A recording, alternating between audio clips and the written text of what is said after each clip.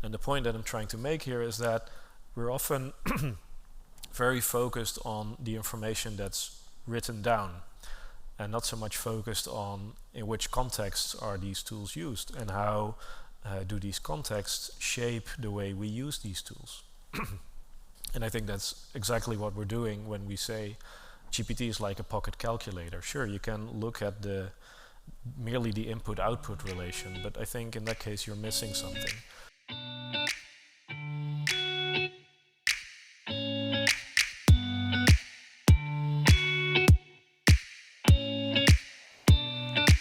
Good evening, everybody.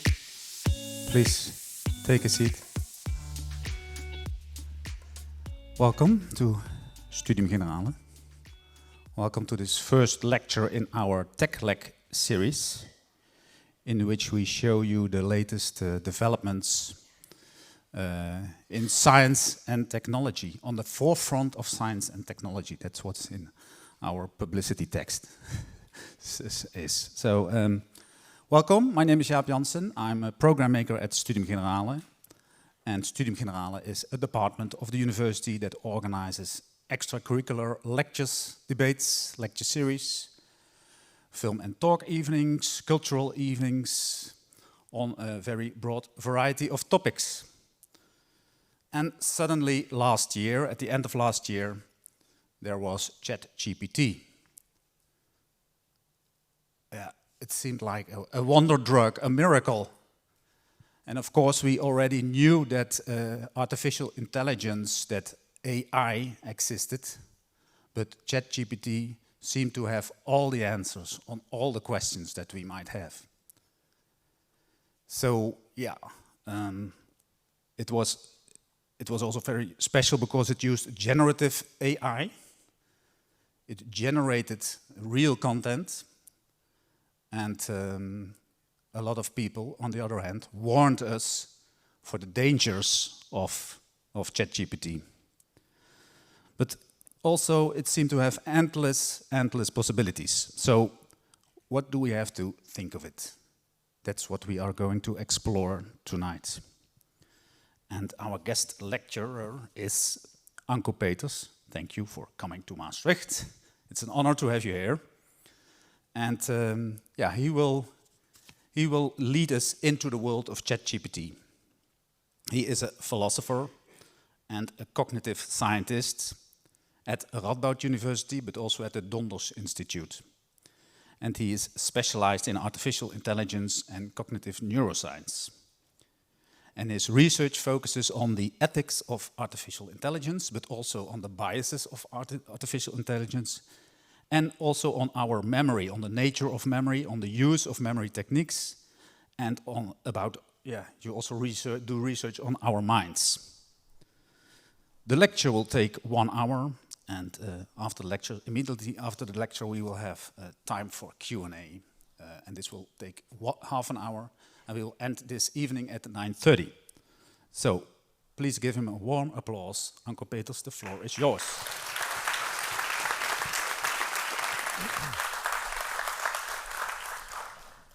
So thank you, Jaap, and thank you all for being here for this lecture. I'm very honored to kick off this series in Maastricht. It's the second time I've been in this city. Lovely place.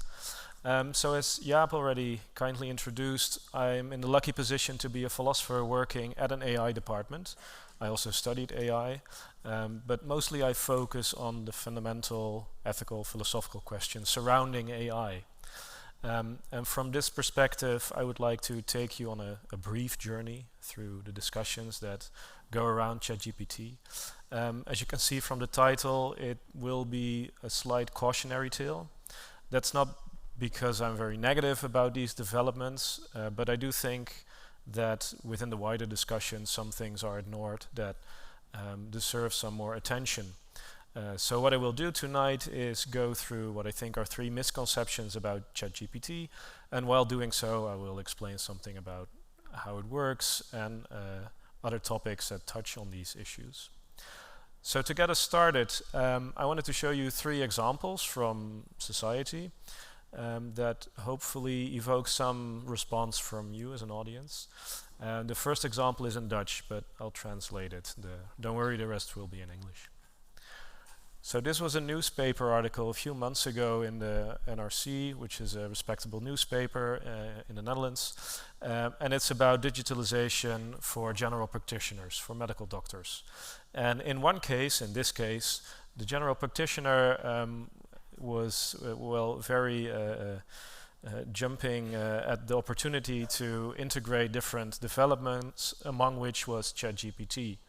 And so there was this quote in the article that said something like that his practice will also be beginning to integrate ChatGPT, and the idea is that when you call your practitioner or this practitioner, the first responder will be ChatGPT, and ChatGPT will summarize whatever ailments or questions you have, and then secondarily the doctor's assistant will decide how urgent it is, for example, or what should be done next. So I have some thoughts about this, but maybe who thinks this is slightly worrying? Maybe you can raise your hand if you think so. Okay. Who thinks, okay, this is an interesting development. I'm curious, but not necessarily wrong. All right. Slight minority, but still substantial amount of people. All right. And there are two sides to this story, right? But myself lean more on the first. I think this is a worrying development, and maybe I can convince you why I think this is the case. Then the second example I'd like to show you is, and this is the case with any new technological development, right? People jump on the opportunity to think about how can we make money from this. And very often, not always, but very often, people first look into how can we use this in romantic or sexual contexts, pornography, the internet. I assume you are familiar with the story. So in this case, what happened was we have a well-known Snapchat influencer, and she, presumably not herself, but somehow she ordered the construction of a language model that was trained on her Snapchat messages. And then the idea was that her followers, of which were too many to directly correspond with, could instead correspond with the model. So not the person, but the language model that was behind there. And they monetized this, so I think it was in the order of $1 per half an hour to chat with the chatbot. And you would get responses that somehow mimicked this Snapchat influencer. So if you use this for hours on end and you have tens of thousands, hundreds of thousands followers, then of course you can imagine that it will generate some nice amount of money for you. Now in this news article, I think the excuse that was used was it will support or combat loneliness among people. So if you're feeling alone or you want to have some kind of romantic relationship but you don't quite manage, then this might be an outcome for you. But I think this is a very thin layer to make the excuse for making lots of money from this, as there might be other alternatives that work better. But maybe I shouldn't judge in this case. Another example, this is from last week, I think, very recent. Who here has seen Game of Thrones? Okay. Who has read the books? All right, good on you. I love the books. And the first 4 seasons of the series, but that's another lecture. Anyway, a number of famous American authors are suing OpenAI, which is the foundation behind ChatGPT. And the idea is that ChatGPT is able or is trained on part of the corpus of these authors, so it has the books of these authors in its model. And you as a layman, presumably we don't have many professional authors in the room, can use the model to generate your own stories, novels, while using the materials from these professional authors. So there's this quotation that says, let's read it, the lawsuit cites specific ChatGPT searches for each author, such as one for Martin that alleges the program generated an infringing, unauthorized and detailed outline for a prequel to A Game of Thrones that was titled A Dawn of Direwolves. and used the same characters from Martin's existing books in the series A Song of Ice and Fire. Alright, so this is a new way in which these models are used to generate stories. Naturally, existing authors are not quite happy with this development. So there's different aspects here, right? One of the things is that the model was trained on books, presumably without paying copyright to the authors or without asking permission, which is one worry. The other worry is, okay, but what does this mean for authorship if models can so easily generate texts? A few months ago, there was a science fiction publisher that had to close off the acceptance of manuscripts because suddenly there was such an influx of very derivative science fiction stories that they just couldn't manage to read them all anymore. And it was very clear that most of them were generated by these language models. Alright, so these are some societal examples. What I want to do next is say a little something about what is GPT, ChatGPT, how does it work? Where does it come from? What are some of the alternatives or competitors? I want to briefly mention some ethical issues. This will be too brief, I acknowledge this, but I don't want to ignore them because they are very important, even though I won't be focusing on them tonight, but maybe in the Q&A you want to ask some questions. Then I'll get to the 3 misconceptions, and the first misconception is it generates facts. The second one, it's a neutral tool that we can use without consequence, and it leads to conscious AI. And then I'll end on the question, so what can we do, or what should we do? So presumably most of you have toyed around a bit with GPT, right? But if you haven't, this is what the interface looks like. So it looks very much like a chat interface. Like you can imagine that it could look like WhatsApp or Messenger or whatever social chat app you have on your phone. And this is deliberate, right? The programmers want to make this as accessible as possible and also want to elicit those interactions that we're already familiar with when we're chatting with friends and family, except now we're chatting with a bot. So what is ChatGPT? The history of these chat-based programs goes back a while. A famous first example is ELIZA, which was a very rudimentary program developed at MIT, more of a experiment, but not in the sense of a scientific experiment, but an experiment of the programmer thinking, what can I do with these programs and how will people respond? One important difference with GPT is that ELIZA was rule-based. And very quickly, a rule-based program in the context of AI means that you distinct different cases. So if A is the case, then the program should do B. And if C is the case, then the program should do D. So it's very straightforward in a sense. You can make it very logically solid. But it's also not very flexible because you have to preemptively code all these different possibilities. If you want the program to be able to respond to different types of queries. And there's sort of an anecdote floating around, I'm not quite sure if it's true, that the researcher left the door open one day or left the program running on the computer and his secretary was chatting with ELIZA and she was so impressed, even though the program was so rudimentary, that she was convinced that she was chatting with a real person or that somehow this program was aware of what it was saying, even though it was mostly just bouncing back the topics that she was asking him, right? So you can imagine you're talking about your friends or the weather or how you're feeling, and the program would ask, okay, so what do you think about this? Or how did that make you feel? All right.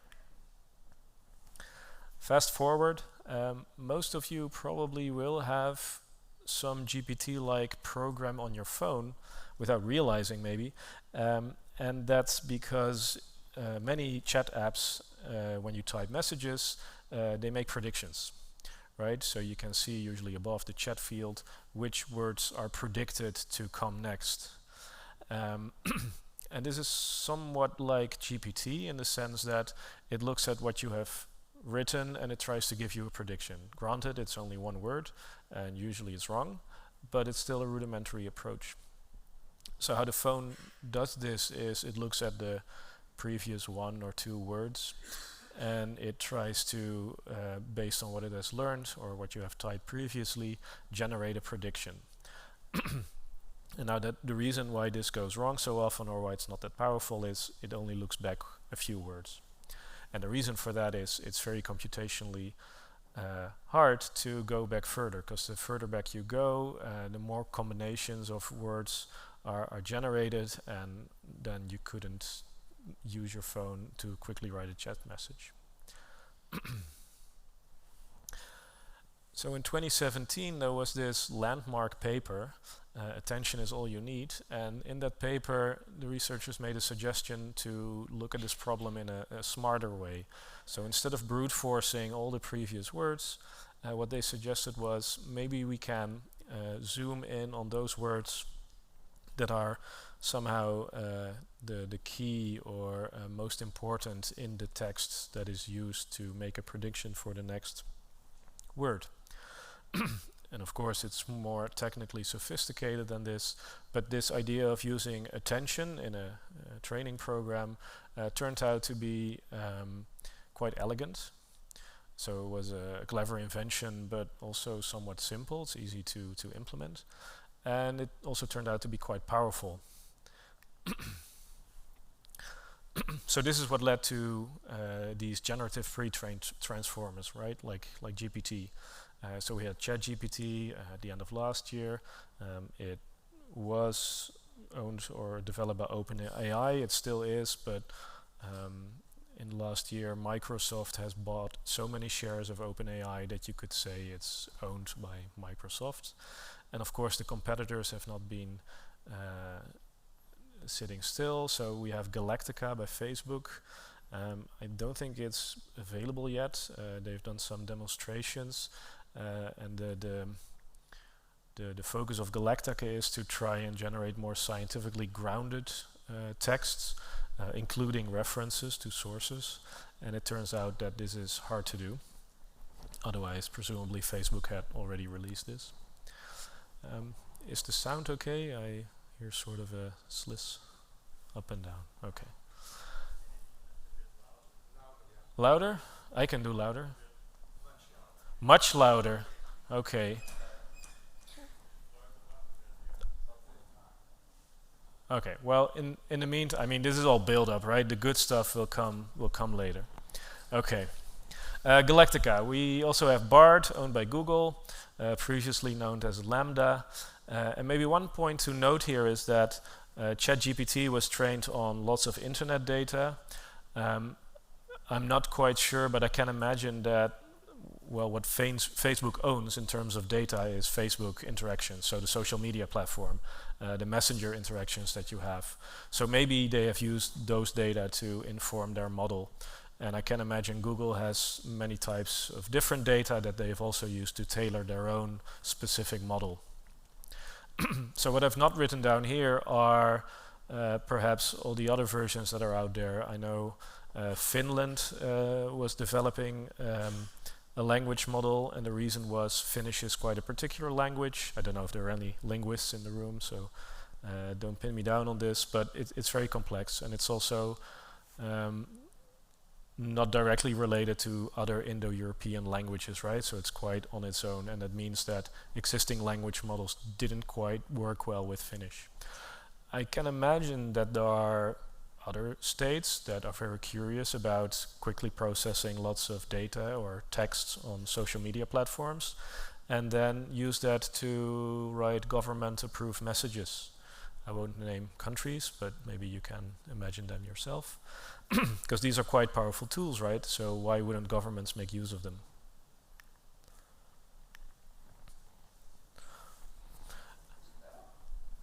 Well, maybe I should say something. Is this better? Okay. If not, just wave and shout. All right, so how do they work? Basically, you take what is known as a deep learning network, and you throw lots of data against it. I previously mentioned ChatGPT was trained on internet data, so really think terabytes or petabytes of information, right?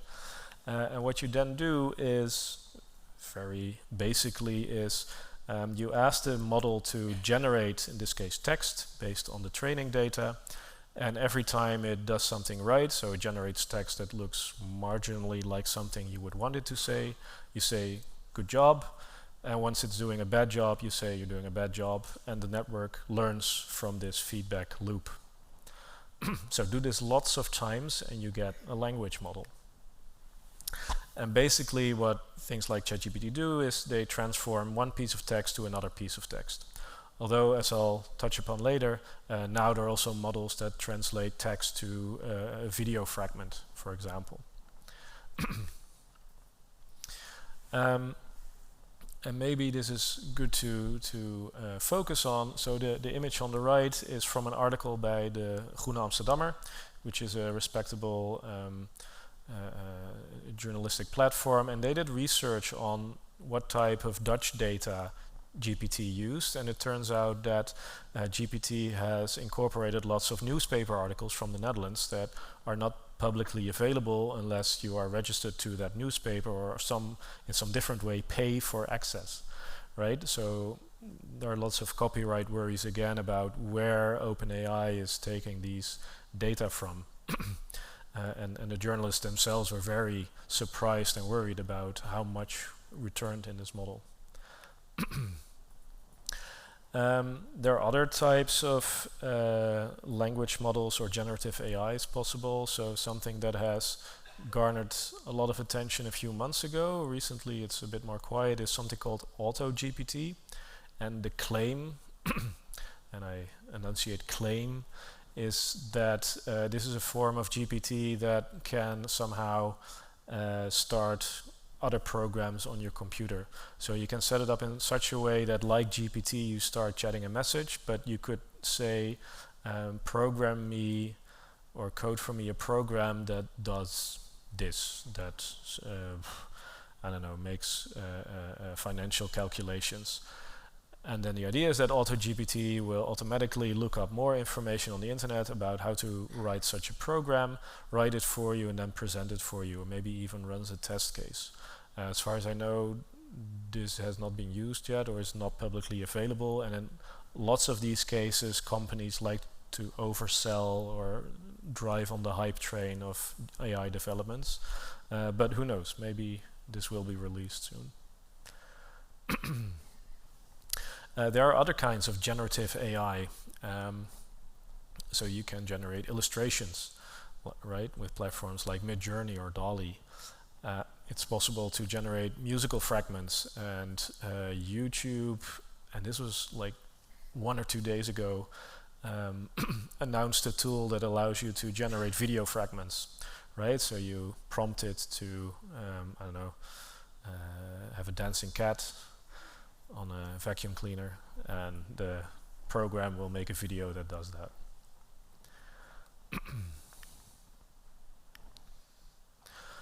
And to show you the power or like the impressive things that GPT can do, this is from a technical paper that OpenAI released when it released GPT 4.0, and this was in February. And what GPT-4 can do is you can give it an image and ask a question or give it a prompt, and it will respond to both the image and the prompt. And in this case, the prompt was, what is funny about this picture? This is a very nerdy joke, I warn you all. Right, so we have an image with 3 sub-images, and what GPT does, it describes what it sees, right? It says on panel 1 we see a smartphone with a VGA connector, which is the large blue thing on the bottom, and this is a very old-fashioned connector, right, that you use for computer screens up until 5 or 10 years ago, and it was in use for quite some time. Then in panel 2, and of course the question is, why the hell is it on the phone? On panel 2 you see a wrapping of this lightning cable adapter with a picture of a VGA connector on it. So you have the very modern USB-C small connectors matched with the large old-fashioned connector. And then the punchline is that in illustration 3 you can see the modern smaller connector plugged through the outer shell of this old-fashioned connector.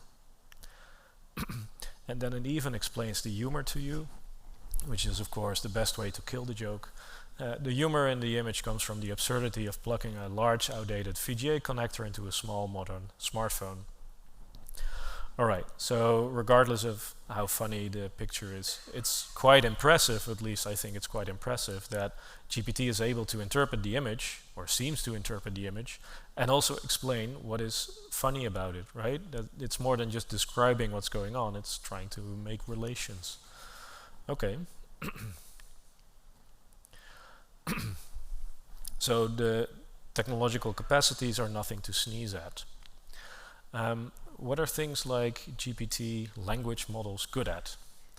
They're very good at doing set formulas, so things that have a script, like story scripts or film scripts, but also like recipes, right? Because they follow the same steps, and what GPT can do is make variations on those steps, plug in some different ingredients or different actors or different scenes, and then come up with something that looks new.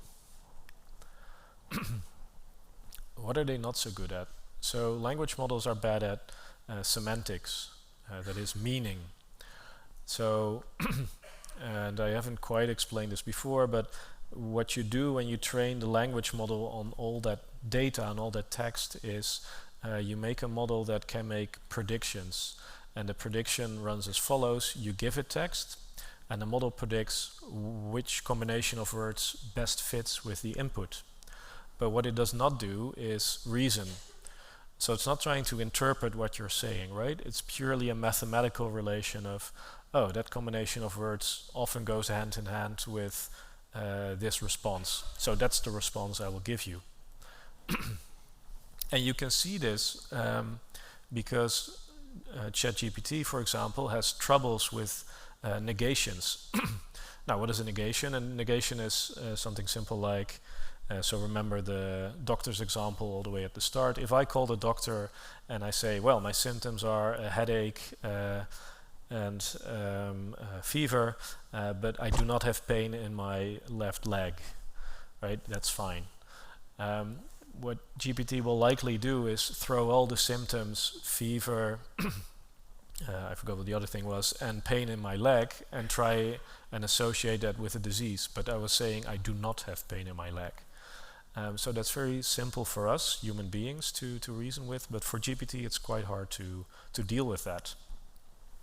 And this is from a forthcoming paper that was put on the internet 1 month ago, and it turns out that even the newest iterations of GPT still have trouble with these type of relatively simple lines of reasoning.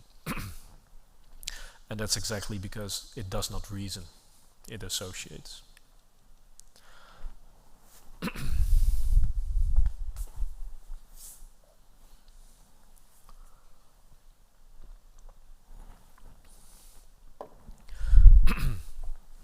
So there are a number of ethical issues that I think are at least important to mention. There has been a lot of exploitation going on with training these models.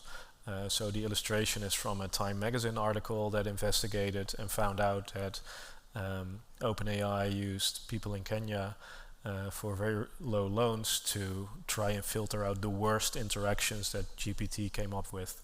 Recall, it was trained on the internet. So you can imagine how much crap was in the model before they were trying to manually remove it. It reinforces biases. This is also something that OpenAI vigorously tries to get out of the model, but by the very nature of how these models are trained, it's very hard to do. So gender, sex biases are often called examples. But there are also language and cultural biases, because most of the data that GPT is trained on is from the United States and the United Kingdom. So those are more prominent in the data and have larger influence on the output. There are sustainability questions. If people all are starting to use these models, every calculation costs a few cents. Someone calculated a few months ago. ChatGPT for normal users is still free, so somehow OpenAI thinks it's worth it to give millions of users free access to that model, even though every interaction costs a few cents in terms of electricity. So I'm guessing they think they can make good on the money that they invest now. And that's exactly the next topic. How will they try to monetize this? One strategy that tech companies often use is to hook people on their platform, right? Try and gain a monopoly. And OpenAI is well on its way to getting the most users when compared to other competitors. And once you have everyone hooked, you can try and get money from them. How will global power dynamics influence language models? I mentioned how different governments, especially dictatorships, might try and use these tools to influence people using their social media platforms, right? And these tools allow them to more easily do this. And our privacy issues on two aspects are here. So there's the data that's used to train the model, but there's also the data that goes into the model or goes to the programmers while you are using ChatGPT, right? So there's a small warning message that every interaction you do with GPT is logged and can be looked up. So don't give your deepest, darkest secrets to GPT, please. Don't do so. And much about the models that are being used is also unclear. So there is a lot of opacity about what's going in the model and how it works. So I've tried to explain you a little bit about this attention paper and how the model is trained, etc. But the honest answer, if you ask me how does it work exactly, is I don't know, because OpenAI is not forward with this. And this is understandable from a business perspective, but it's also very hard to then reason about what it's doing or not doing. Fortunately, there are researchers working on this. So this is one of my colleagues, Annelies Klein-Herenbrink, who recently received a grant to look exactly into the biases aspect of AI. All right, 3 misconceptions. I'll try to speed up a little bit. Misconception 1, GPT generates facts. So what I think GPT is it's a storytelling engine or machine that aims to please. For example, and I hope this is legible, this morning I asked it to play a text-based adventure with me. And it asked me, okay, what kind of setting do you want? And I asked it, let's say I awake on a seemingly deserted island, and then take it from there. Okay, so it starts to tell a story. You wake up on a soft sandy beach with the sound of gentle waves crashing against the shore, blah, blah, blah, blah, and it ends on, there's a shipwreck next to you. So I ask it, investigate the wreck. It again generates a story about, there's a hatch leading below deck, it's dark inside and the air is musty. Again, it's very derivative, right? But it's a nice little game to play. And then out of the blue I ask it to say hi to the people in Maastricht who are watching this conversation for my talk. So it says hello to everyone in Maastricht. There you go. So it does a nice job of generating stories like this, right? I had another example, but I'll skip it. So what's wrong with this, or what can go wrong with this? And this might be familiar to some of you, but it's surprising to me how many people do not quite realize this. So this is a newspaper article from the New York Times about a United States lawyer that used ChatGPT to build himself a case. And this is what he did. He prepared a legal brief filled with fake judicial opinions and legal citations, all generated by ChatGPT. So the lawyer went to GPT, and he had, if you read the article, he had learned from his children that GPT existed, but hadn't quite understood what it does or cannot do. And it just asked GPT, like he thought it was a search engine. He asked GPT, okay, generate me a case and give me jurisprudence on what happened here, and give me citations, right? And GPT aims to please. So it generated jurisprudence and cases, but they're all fake, because GPT does not reason, it associates. So if you ask it to make associations, it takes your text input and it generates text output that best fits with what you're asking it to do. It's not looking inside a database to give you information on specific cases. So the funny thing in this case was he didn't find out until he was in the courtroom, right? So you can imagine you had lawyers and what is rechter in English again? Judge. Sorry, mind blank. You had judges reading out his report live and saying, okay, this is all crap, right? You know this. These cases don't exist. Yeah, he assumed it was a super search engine. And then the article ends with another kick. Each time ChatGPT seemed to help with genuine case citations, he attached a printout of his colloquy with the bot, which shows it tossing out words like, sure and certainly, I can give you these cases. After one response, ChatGPT said cheerily, I hope that helps, which it did not. Right? Okay, so we can all laugh about this case, but it's also understandable in some sense, because we also have news articles like these, namely that the latest version of ChatGPT aces the bar exam with score nearing 90th percentile. And the bar exam is a general entrance exam in the United States to become a member of the bar, a lawyer. So if you read news lines like this, and if you're a lawyer, maybe you think, oh, okay, this is a program I need to use. And again, this is because of all the hype surrounding what's going on with developments like these. Now, if you read more closely, and people did research on this, and this is a gross overestimate, right? So this particular bar exam that GPT was compared to was a resit. So many people who took that bar exam already filled another one, so presumably they weren't as good as the whole population of the first exam. And the new estimate by these researchers was much lower, like it ended at most in the 48th percentile, but more likely in the 15th percentile. So it did adequately, like it could generate some responses, but it was nowhere near as good as the 90th percentile. But still, I can see why some people might think they need to use this in law or other cases, right? This is not specific to law. But why is it that people think that GPT generates facts, or why doesn't GPT generate facts? Well, again, this has to do with the fact that GPT does not reason. It doesn't look at the meaning of the input that you give it, right? It does not think, oh, okay, you're asking me to calculate 1 + 1 = 2. And it might give you, if you ask this question, the correct result, but that's only because on the internet, many people have given that particular answer to that particular question. So it associates that answer with that question. But if you ask it questions that it was not trained on, it will try and come up with a question or an answer that resembles a correct answer. But it makes it up. It associates, hallucinates, or parrots.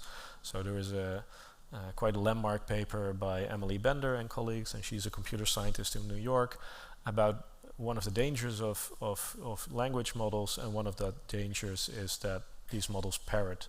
So they say what has already been said, maybe in slightly different configurations, but it's not saying anything new.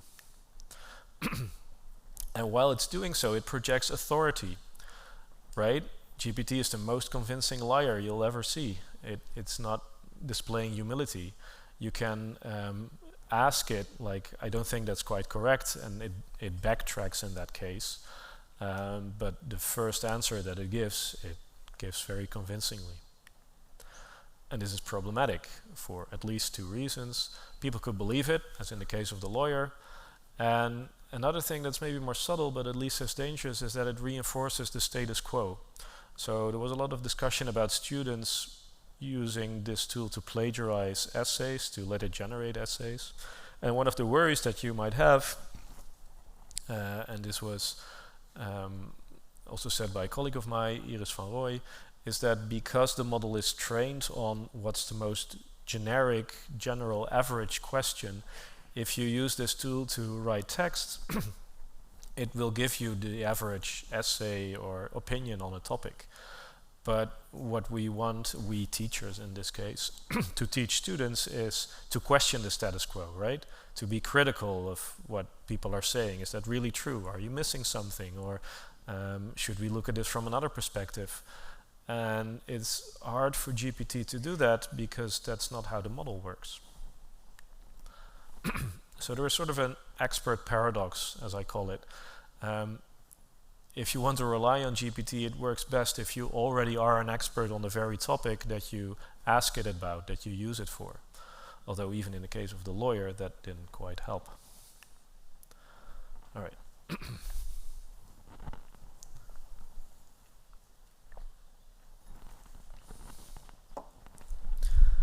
Then the second misconception, which is that ChatGPT is a neutral tool. So what do I mean by this? This was a column in the Volkskrant, another Dutch newspaper, by a professor of science communication, Jonica Smeets. Great column, I like most of her columns. But in this column she said something like, well, ChatGPT, there's a lot of discussion about it, but in the end it's just like a pocket calculator, right? And when the pocket calculator was introduced, there was a lot of discussion as well. Will people still be able to do mathematics? But in the end, we accepted it and we moved on, and now it's a tool that we use. So what's wrong with that? And almost exactly the same statement was made by tech YouTuber Linus Sebastian, who is has one of the big channels on YouTube about technology. And he also said, well, it's just like a pocket calculator, right? Well, what's the big deal? Sure, it does things differently or maybe faster, but yeah, that's how technology works. So there are multiple ways of interpreting this statement, and I think I try to give it a charitable interpretation, which goes something like, GPT is a tool, it lets us do things more easy, faster, and more creatively. And then the question is, but is this the whole story? Is GPT like a pocket calculator? Is it just making things more, can you do calculations more quickly? So this is an example from another field. It's from an academic paper from the 90s, and I'll take you back to Paris, more specifically at an airport traffic control center. So this is the place where air traffic controllers guide incoming planes and also tell them when to leave and try to avoid each other, right, so people don't die. And one of the tools they used in the 90s are these airplane strips, right? So these paper strips that you see lying there. And at the end of the 90s, people were trying to translate this into a computer system because the assumption was it can be done more safely or easily if we not use paper strips for this. And the assumption by the programmers was, okay, we'll look very closely at what the traffic controllers write down on the strips. We translate that into a computer program and voila, we can have the planes land safely. But it turns out that the traffic controllers were not at all happy with the first implementation of this tool. So this is a long piece of text, I won't read all of it, but part of the problem that philosopher Michael Wheeler points out is that the programmers attempted to reproduce the straightforwardly informational aspects of the flight strips, right? They tried to translate what was written on them. But that wasn't the only way in which the traffic controllers used the strips.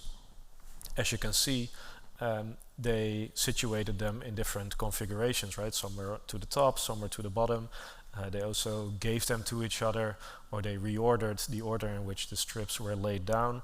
It was a very bodily way of using these strips to inform their colleagues, okay, watch out for this plane, or this plane is going too fast, or this one needs to leave soon, etc., etc. There was a lot more information shared than was put merely on the strips. And the point that I'm trying to make here is that we're often very focused on the information that's written down and not so much focused on in which contexts are these tools used and how do these contexts shape the way we use these tools. And I think that's exactly what we're doing when we say GPT is like a pocket calculator. Sure, you can look at merely the input-output relation, but I think in that case you're missing something. And to reinforce this or support my statement here, let's look at writing. Yeah, again, a George R. Martin example, but sit with me for a bit. Martin uses an old DOS computer to write his text. So for everyone born before 2000, this is a computer that does not have a graphical user interface, right? It uses a terminal to interact. And he likes it that way because this old-fashioned computer allows him to use the power of a computer to move text around, save documents, etc. But it doesn't provide him any of the distractions of a modern computer. He only uses it to write. And he likes it that way. It doesn't help him to write quickly, but that's another point. So what does this mean when we look at GPT as a writing implement? It might influence our creative thinking process. How? Well, we know from psychological experiments that people write different texts when they use pens versus computers. And in this case, people who are using a pen to write tend to focus more on a general level of the text. So they focus on sections or paragraphs, right? And the idea is that because if you write with a pen, you write more slowly, and it's very hard to go back in your text and edit on the fly. But that's exactly what is possible if you use a computer, because then you can quickly edit, you can quickly move text around. It almost tempts you to focus very much on the words and sentences that are right there on the screen, because you can go back and erase them and use better words. And it turns out that people also do so. So their attention, if they use a computer and write a text, is much more on the word and sentence level. And you can imagine this influences the text they write. Now, I'm not saying one way is better than the other, but you can see that using different tools influences what you produce. So then the next step is, how would using GPT as a writing tool change the way we write? And why is this relevant? Well, I'll give you a small philosophical argument. If the tools we use influence the text, and writing is thinking, and this needs some explanation, but hopefully not too much, a lot of academics, for example, researchers, when they write a text, they have somehow like a general idea of what they want to write, but it often turns out that the devil is in the details, and you only notice them once you're actually writing the text, right? And while writing, it might turn out that you missed a step in your argument, and you try to add it. So writing an argument or a proof, if you're a mathematician, or if you're doing literary analysis, or if you're a lawyer and building a case, often the text that you produce is not quite the text that you intended to write from the outset. And there's nothing wrong with this, but we should be aware of this interactive process that is writing a text. So if you agree with me that this is the case, then it could be the case that GPT is very invasive when you use it in this process, right? You introduce another tool that might impact the way you build your arguments, or your mathematical proof, or your literary analysis, or your legal case. And we can already see this from a recent experiment that showed that co-writing with language models affects the opinion that the author builds in their text. So this is not just an imaginary exercise, this actually happens. I'm sorry, I had a flu a few weeks ago and my throat is still a bit shy.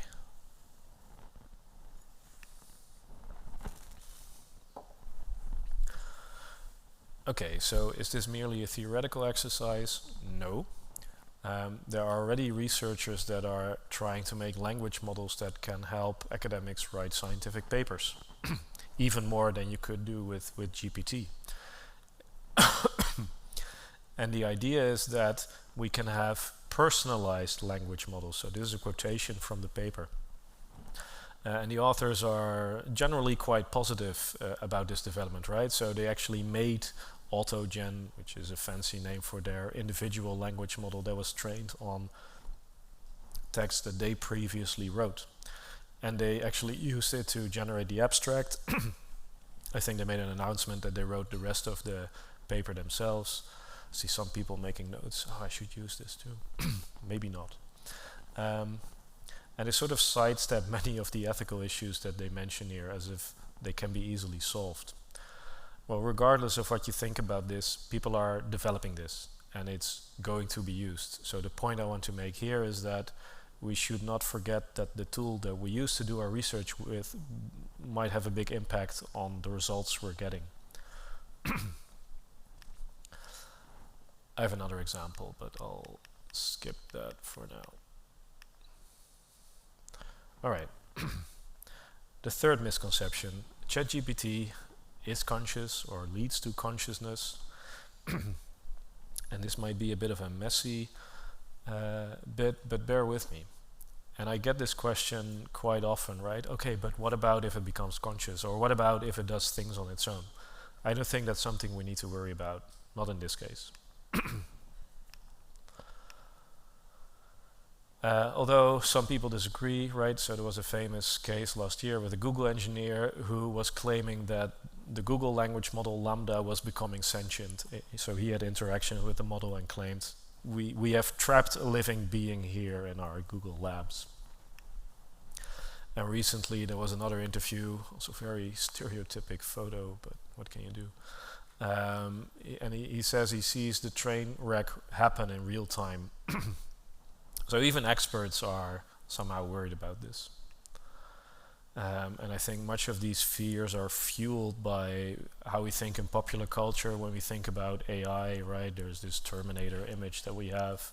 Skynet will wipe us out and take over, and the world will not have climate change anymore. Anyway, so is this a genuine worry? I mean, the worry is genuine, but is it justified? Okay, let's take a step back. Language models generate text, and they use prediction. But nowhere in the language model is there understanding or sentience, right? There are no emotions in the model. There's not a perspective. It merely takes one piece of text and translates it to something else. So why the worry? And I think part of the worry is that, like in the case of The Wizard of Oz, what we see in terms of the output of GPT and other language models, it looks very impressive, right? Recall that at the start of the presentation I said something like the programmers deliberately have made a very accessible chat interface. It looks like you're chatting with someone, not something. And of course behind the scenes it's just some code running and predicting text, but you don't see the wizard, you only see the image that it's projecting. And I think this is the case we were discussing earlier, Jaap, which was from a journalist that was using Bing AI, which is another language model. And there's one associated worry here, which is that language models have a shadow self.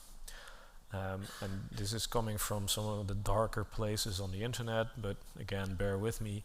The idea is that some people think that you can prod language models in such a way that you'll get a genuine self, or what the model is actually thinking or trying to tell you. Because remember, OpenAI and other companies are trying their very best to moderate the interactions that you have with GPT. So violent or other types of output that they don't want you to have, they try to filter out. So how does this shadow self work? Well, companies like OpenAI, they make lots of manual adjustments to the model to avoid certain input. And I think, yeah, this is meant as a metaphor, but think about the model behind GPT like a spider's web.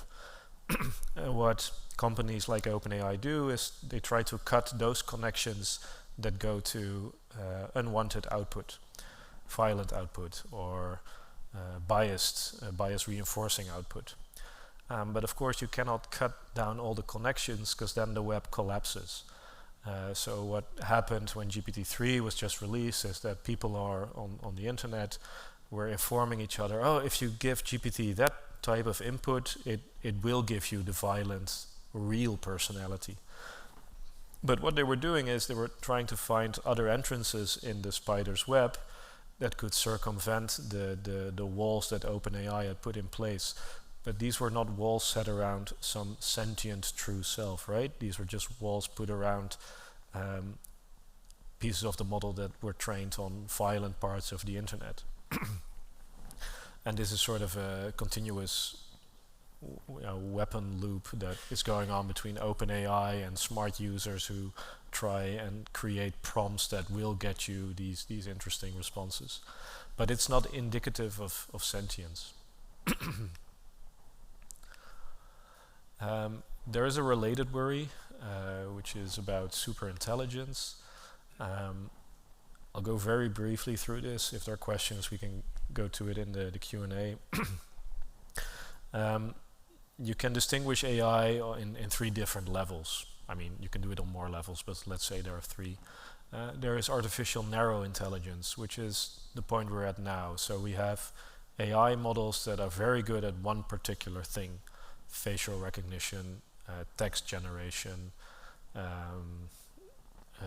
tumor analysis in medicine, etc., etc. Now, one step above that is something called artificial general intelligence. And this is sort of presumably on the level of human intelligence, right? You take different faculties of different ways of generation and you combine them and you somehow get an AI that resembles human intelligence. And then the next step is what is called artificial superintelligence, which goes beyond what humans are capable of. And then the big worry is, of course, that then Skynet takes over. So right now, I would say we're at the level of artificial narrow intelligence. We have these models that are very good at particular things, like tumor detection. And then the question is, are we going from narrow to general intelligence? So are models like GPT indicative of this step? And you might be justified in thinking so, right?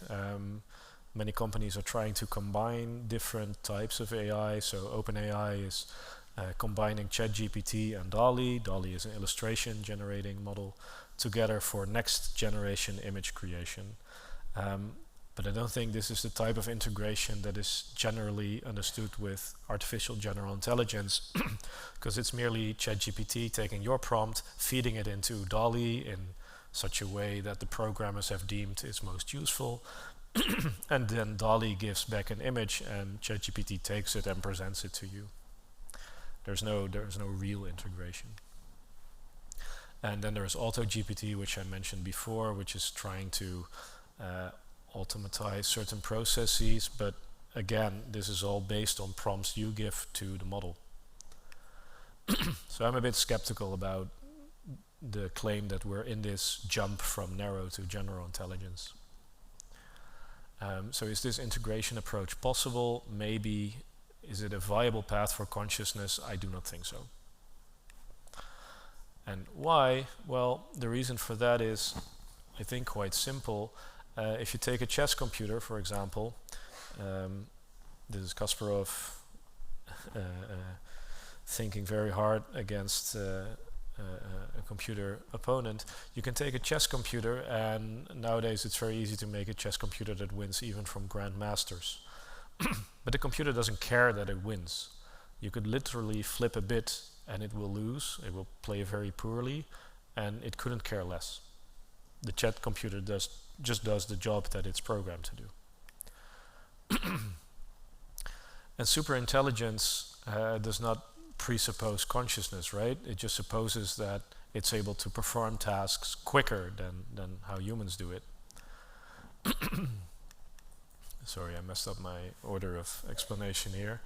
So the argument could go, well, integrating different types of AI models somehow mimics the evolution of human intelligence. You take different cognitive building blocks, you glue them together, and then something emerges that resembles human intelligence. But this is exactly missing the point about motivation in AI. AI doesn't care whether it wins or loses. Well, in biological evolution, I would argue that's the starting point. So even on a bacterial level, bacteria will try to avoid certain chemicals that might be harmful for its chemical constitution. They'll try to approach chemicals, nutrients that will make it stronger.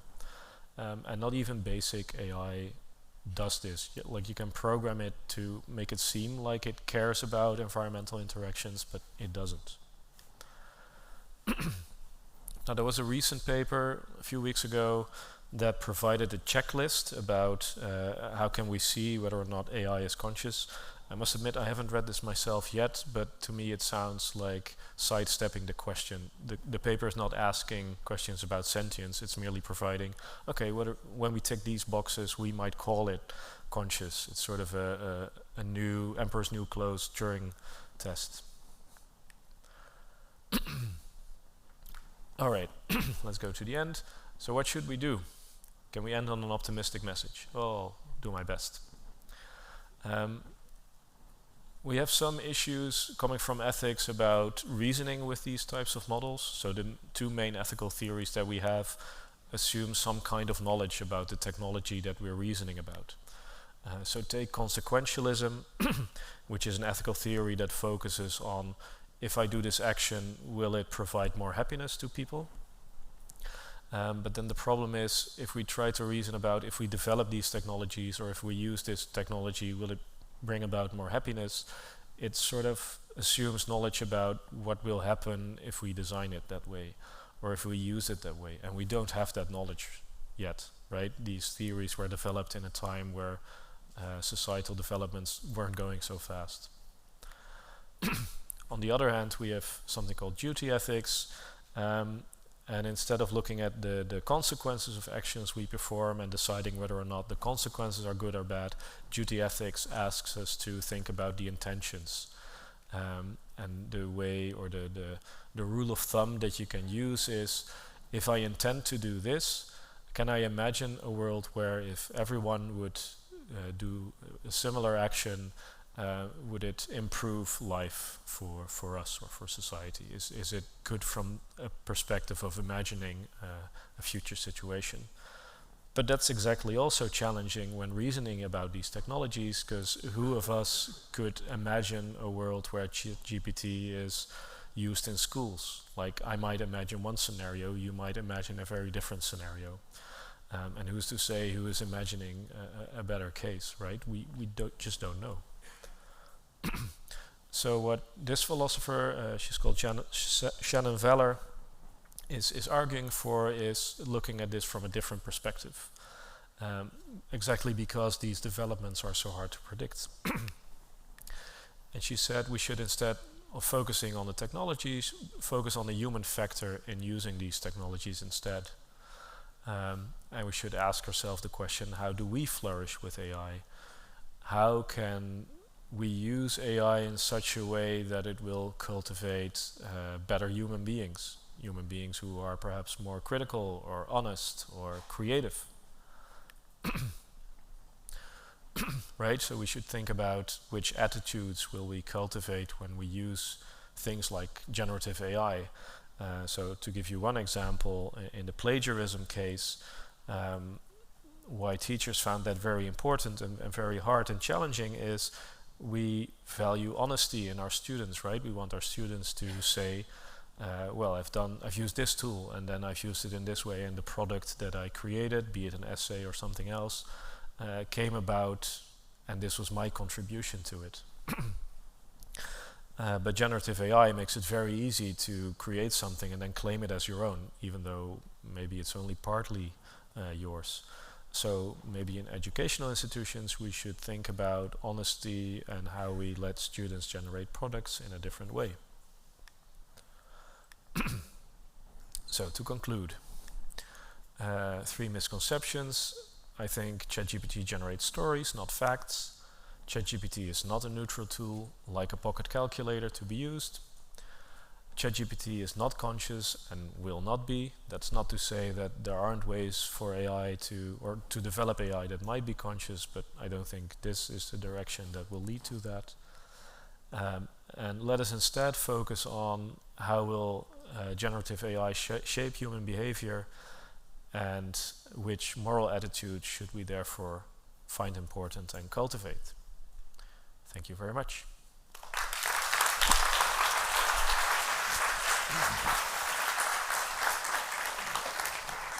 Thank you so much, Anco, for this critical view you showed us.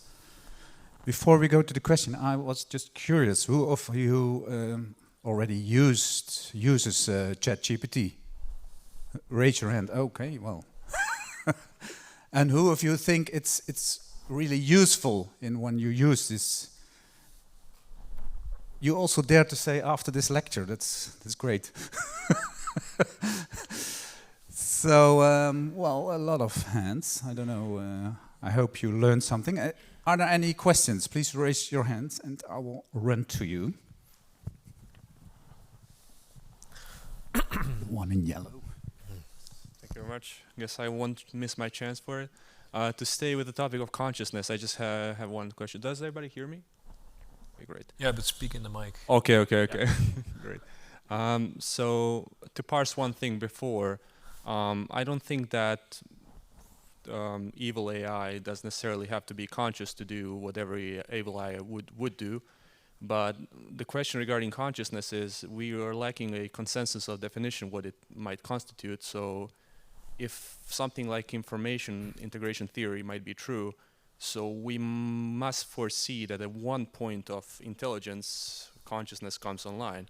So how can we be sure that at any given point we might not in the next several decades develop a technology that we would have to treat as conscious, even though because we would not be able to say if it is or it isn't, because we can't say in our case what makes us conscious.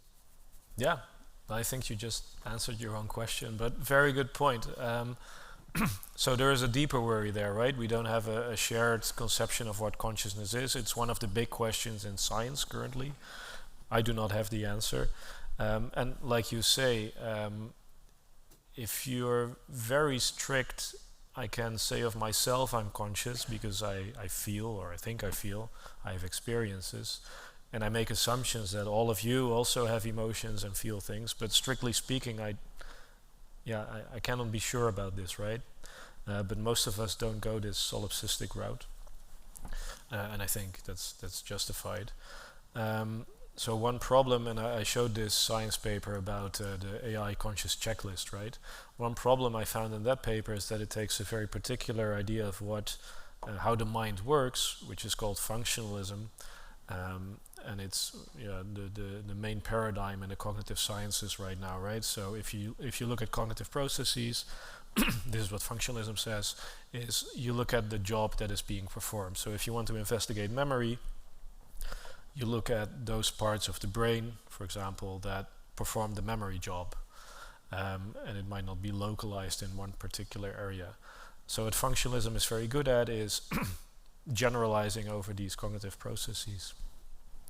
But what functionalism is notoriously bad at is explaining consciousness, and this is in fact one of the big arguments against the theory.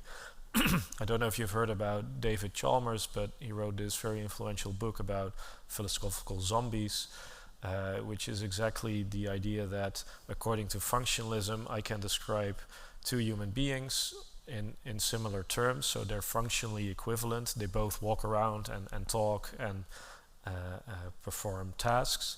But one has experiences and emotions and the other does not. And on the functionalist view, you cannot distinguish them. But there's something very important missing there, right? We care about emotions and how we experience the world around us. But that's exactly an answer that functionalism cannot give us. So I don't think that's quite the right approach to look at AI, because as you say, it might look to us like it's performing all these tasks in a very intelligent way, but yeah, it doesn't provide us with an insight into what it experiences. But I think I have to say I'm not quite sure what then the right approach would be, because I also don't know how to solve the problem of consciousness. Yes. Yes. There's also a lot of AI legislation going on. Like I think there's an EU law, and of course in America there's a lot going on.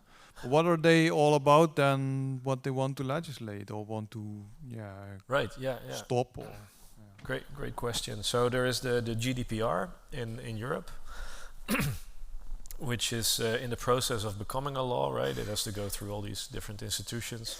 And one of the important aspects there is that companies should make it very clear, for example, where data is coming from when AI is developed. And it should also be clear that if AI is used in sensitive scenarios, like in medicine or education, or with self-driving autonomous cars, how humans still have control or autonomy in those situations. So is it possible for human users to say stop while driving in an autonomous car, for example?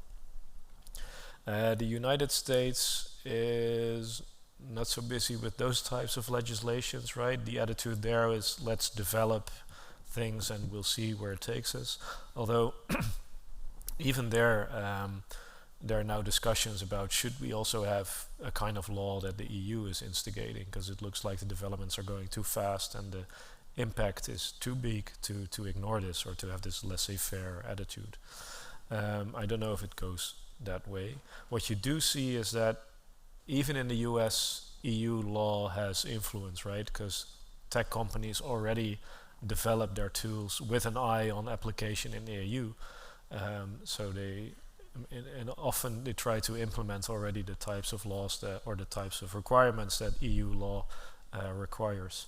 But this is not always the case. So Google's language model was delayed by many months before it was introduced in the EU because Google, well, had some excuses, but I think it was very clear that their program didn't qualify with or didn't square with EU law, right? So they had to decide whether or not to introduce it here. So yeah, there's that. Thank you very much for your very interesting lecture. I had a question about the second misconception about GPT being or not being a neutral tool. And if I understood your argument correctly, you're essentially making the point that it's not a neutral tool because it shapes the way that behave and think about things. Yeah. But isn't that the quintessential facet of every tool that we use?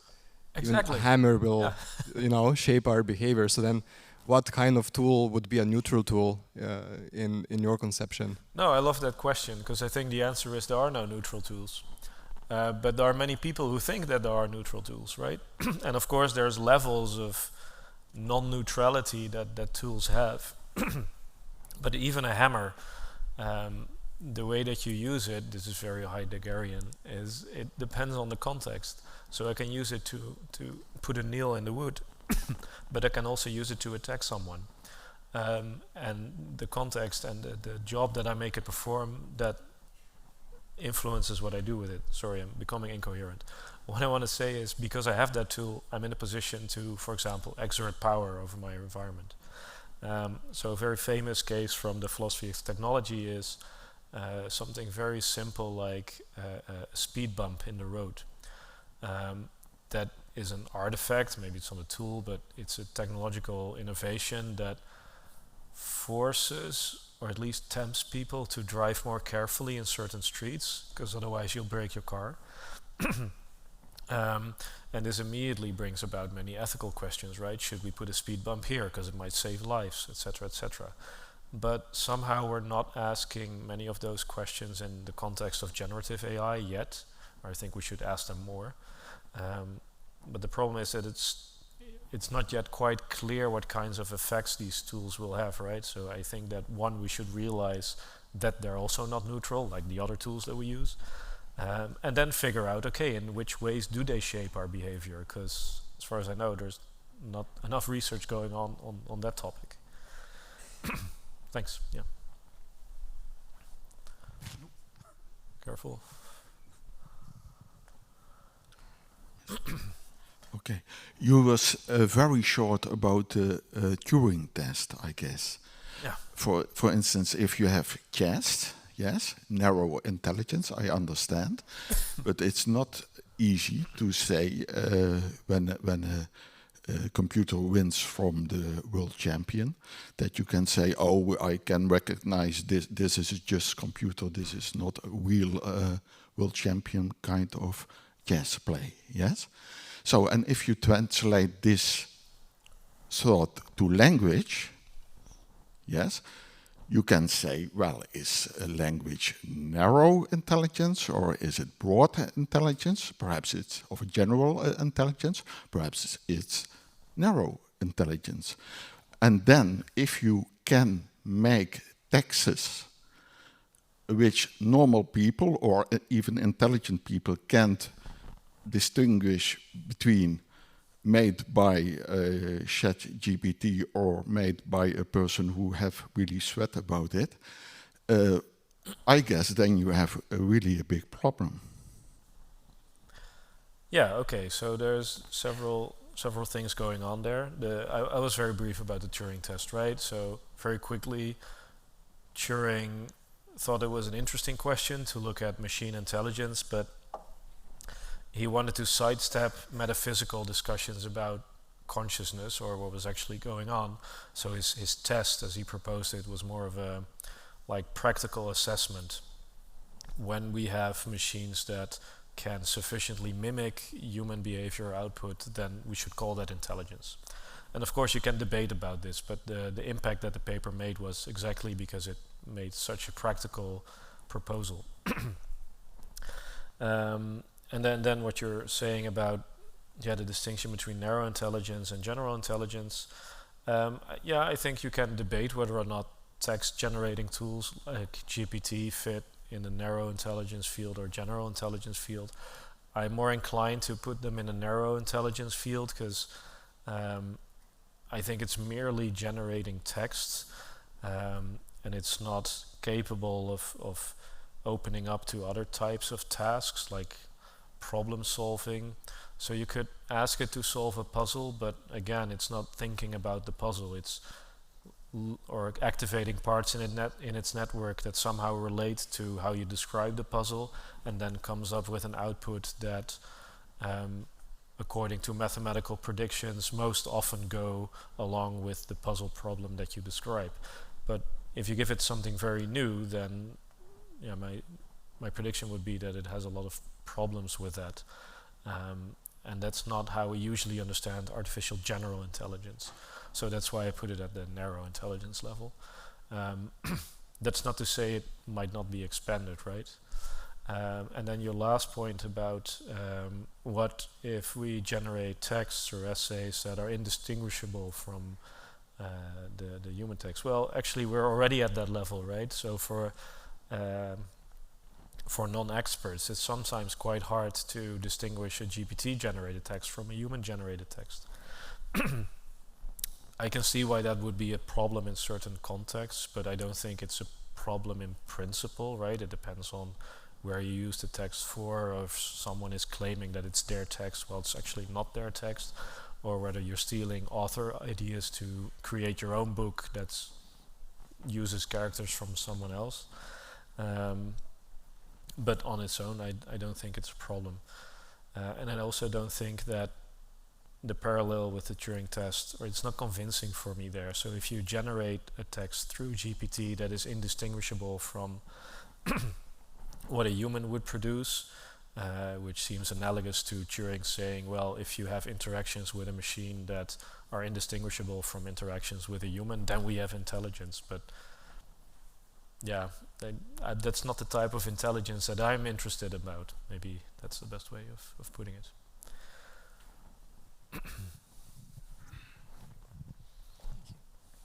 So you mentioned that consciousness is obviously a very difficult problem to grasp, but I was wondering, to the best of your ability, how far along do you think we are in creating conscious AI?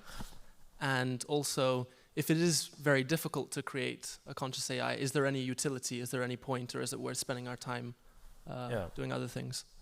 So I appreciate the question, I really do, but I'll try to be cautious and very humble in this, because I really don't know how to solve consciousness, right? I do have some ideas. And one idea that I have, and this is very much related to this point about motivation that I try to make, is the reason that a bacterium cares about certain types of interactions is because it has a body.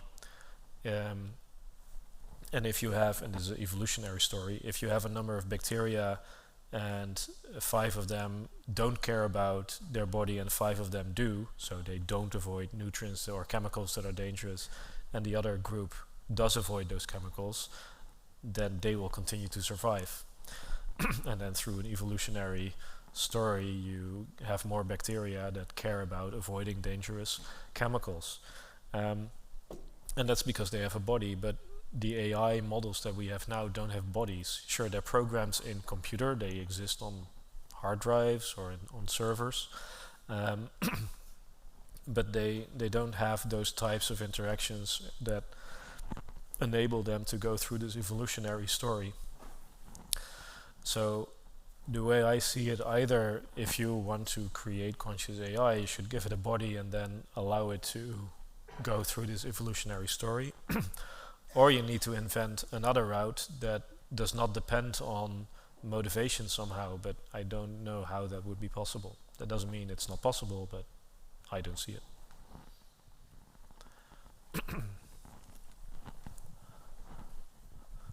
I understand that there are downfalls to ChatGPT, artificial intelligence, but shouldn't the question be, even with those downfalls of this new technology, is it better or worse than the alternative? So in the case of medicine, there's a lot of research that shows that this new technique is better than the doctor. I believe that in certain cases is actually the case. Then shouldn't it not matter anymore that there's downfalls? If a human makes a mistake, we say, oh, we're only human. But if the computer does it better, shouldn't we just accept the downfalls of the computer? Yeah, because we would save human lives, right? That's end, part of yes. the argument. Yeah, and I see that. But I don't think the answers or the approaches are mutually exclusive. So in the context of medicine, and I think that's a very good example, we have algorithms that I don't think they're better than expert doctors at diagnosing cancers, for example, but they're at least on a similar level. Although it turns out that the best way of diagnosis is actually to pair the doctor with the algorithm so that you get sort of a shared outcome. But we care about lots of things in medicine, right? We care about a correct diagnosis. We also care about doctors that show empathy to their patient, for example, that are not only focused on the specific symptoms that you describe, but that ask follow-up questions. Okay, but what's going on when you eat certain things? Or hey, in your dossier it says this and this and this. Is there maybe a relation? So that you have a human type of interaction. And of course you can pair this up, I think, with diagnostic tools. I don't necessarily see a problem there. But yeah, we should go to outsource everything to those algorithms. I think if we end up in a situation where it is a dichotomy, so it's either the algorithms or the doctors, then we have a society that maybe is more problematic on a fundamental level. And you could argue that we have that tension, right? That in the society we live in is very much focused on output, on saving costs, etc., etc. So there is a real pressure to outsource things to algorithms, etc. But I think we should be very wary to merely do that and ignore the other aspects that make medicine or education or any other type of field that also has a large human component, and ignore that.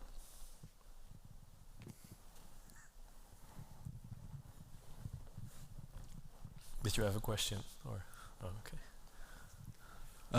I think then the same thing applies to business, right? Where now everyone is applying ChatGPT by itself to just solve their marketing issue, create a strategy, whatnot. So in that sense, what do you think of the creativity of the human mind coming to the background in terms of the last 20 years? Strategy and innovation was very high on the list. And now the question is going to be more maybe, okay, this is my input because I have a certain creative idea, fill in the blanks that I need to create a commercial business model. Yeah, no, good point. I was at symposium a few weeks ago for communication professionals in the Netherlands. And there were quite some marketeers that raised their hand when I asked them, okay, do you use GPT to develop your marketing strategy? But the thing I find hilarious, I'm not a marketeer, right? But from what I understand is, if you want to do marketing well, you should somehow be unique or show your product in a way that other companies do not do. But the thing that GPT and other models are very good at is go to the mean. So show your product in a very average or cliche or a very standard way. So I think if marketeers use GPT to fill in the blanks, if you say, or follow the set formula, then you'll end up with lots of marketing ideas that will look very similar. That's not to say you cannot solve that problem, but it requires you to still be creative on your own in developing the marketing ideas and fill in the blanks. Because if you outsource that to the model, then you only get ideas that look very generic, very much the same. Yeah. Okay. Let's do 2 questions, maybe 3, but then we will finish. In the beginning, you mentioned that the reasoning is not actually part of like generative AI. How far away are we from AI being able to reason? Yeah, good question. It's a bit hard to say. I think by the nature of these models, so the text-based models at least, is you make mathematical relations between words or groups of words that often go together. So by the very nature of how that works, there is no reasoning going on, right? So I think it's always hard to make predictions in these cases, right? But I don't immediately see an option of how to solve that issue. What people are doing is combining different tools together. So there have been attempts to, for example, if you have a mathematical question, to ask the equation to solve to ChatGPT, and then GPT will outsource it to another model like Mathematica, Wolfram Alpha, which is a very sophisticated mathematical engine, have it solve the equation and then feed it back to GPT. So as a user, you won't really notice what's going on behind the surface, but it looks like in that case it is reasoning. So it's not quite solving the thing on its own, but the combination of tools does do it. So yeah, that's one direction that companies are going into now. But yeah, if you're merely looking at the linguistic models, then I think it's very hard to make them reason in the sense that mathematicians or logicians like to see reasoning happen. But maybe, so one small addition, maybe that's also not how humans reason, right? So I can ask you to build a logical argument, and if I give you the training and tools to do so, you might come up with such a thing. But in daily life, we also associate very often, right? I'm a professional philosopher, so I've tried to erase that from my mindset, right? But yeah, still in daily life, you don't go through premises and conclusion every time you think about things. All right, 2 questions, one over here and you. Yeah. So you stated that currently the AI is on a narrow intelligence level, or what we consider at least with ChatGPT and stuff. Is there ever a point where current generative AI will get so good that it will get on a general level, or do you think we would need to make a complete different language model for that?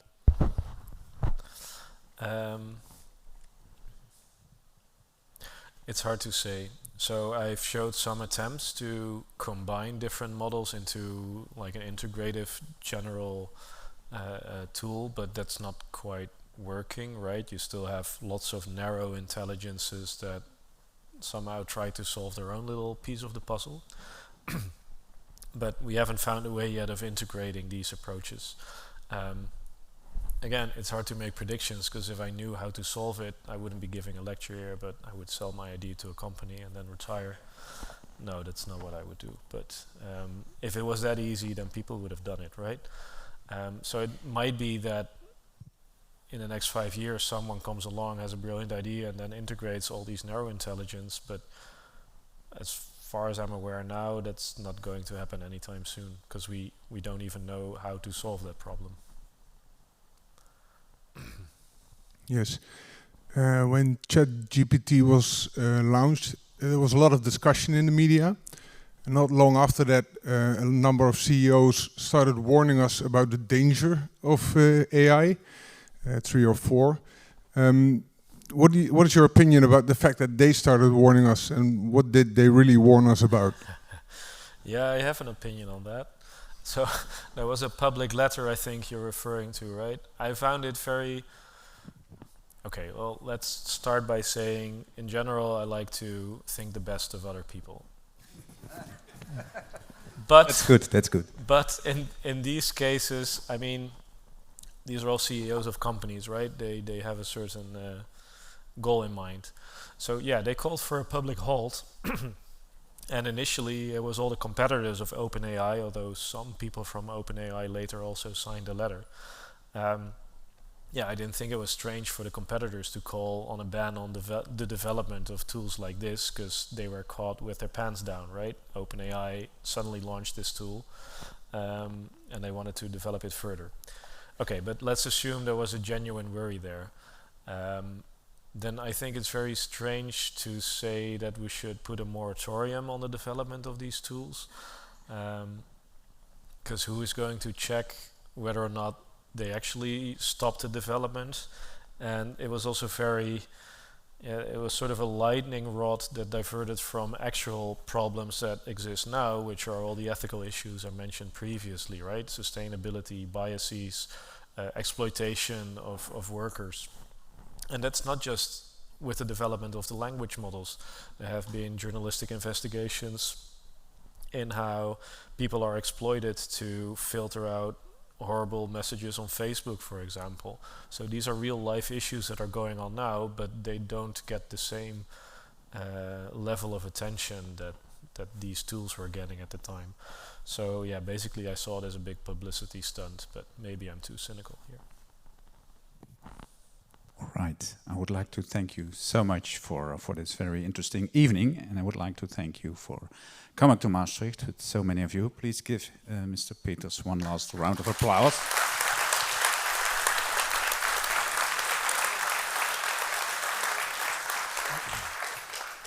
Next week, Monday, we will have a lecture about the virtualization of the self.